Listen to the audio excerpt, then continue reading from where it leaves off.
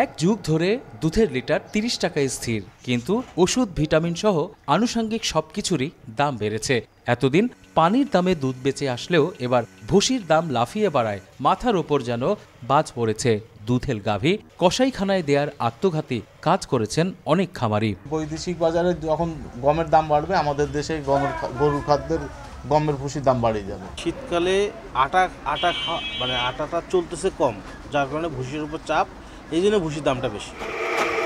বৃহত্তর রংপুর দিনাজপুরের ৮টি জেলায় প্রায় ৭০ লাখ গরু নিয়ে নিবন্ধিত খামার ৮,৪৪৩টি। নিবন্ধনের বাইরেও আছে অনেক শিক্ষিত, অনেক তরুণ যুবক খামার করে এখন হতাশাগ্রস্ত।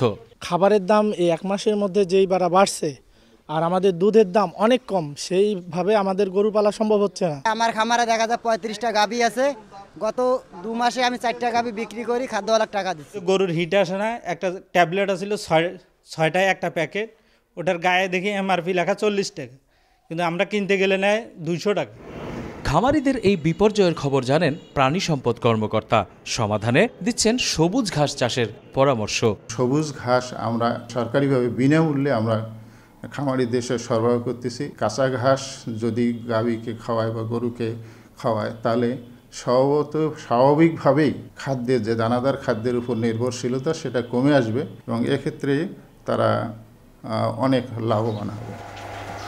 সংকটের স্থায়ী সমাধান হতে পারে সবুজ ঘাসের কর্মসূচি, কিন্তু ভুসির দামের বর্তমান সংকটে এই সবুজ ঘাস প্রকল্পের পরামর্শকে অনেকটাই উপহাস হিসেবে দেখছেন বিপাকে পড়া খামারিরা।